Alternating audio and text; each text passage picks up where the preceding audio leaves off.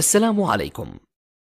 لا تنسوا الإعجاب بالفيديو والاشتراك في القناة تشجيعا لنا لنستمر بنشر المزيد إن شاء الله. Balonu je Ivan Rakitič, rozehrává na krátko, přihrává na Čorluku.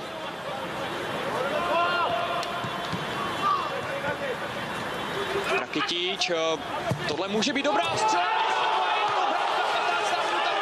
Chorvatsko se ujímá vedení 1-0.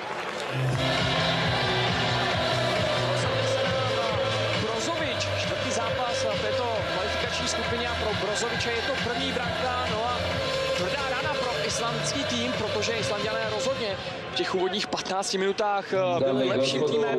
Měli tam nějaké i šance, největší měl Bedvarsson, ale místo toho, aby Islanďané vedli 1-0, tak je tady naopak vedení domácího týmu, ale nutno pochválit Marcela Brozoviče, to udělal nádherně.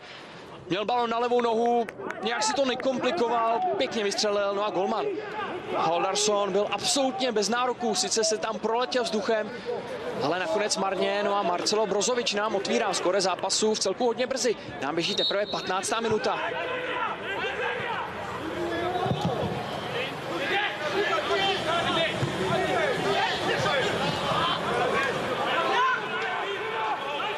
Stále režie se nemůže napašit té střely, no a Marcelo, ale šance pro Island žije.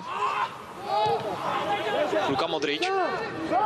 Marcelo Brozovič, ale místo toho, aby šel dopředu Island, tak jdou dopředu hráči Chorvatska. Marcelo Brozovič má to na střelu a Marcelo Brozovič dává svoji druhou branku v zápase.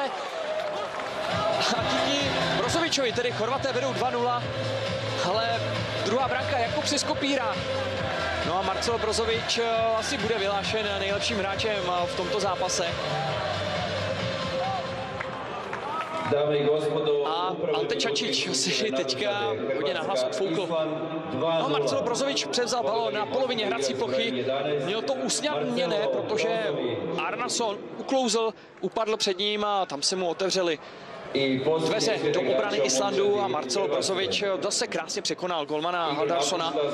A jenom ukazuje, že Marcelo Brozovič prostě umí dávat branky. A u igru ulazi igrač s brojem 14, Duje Čop.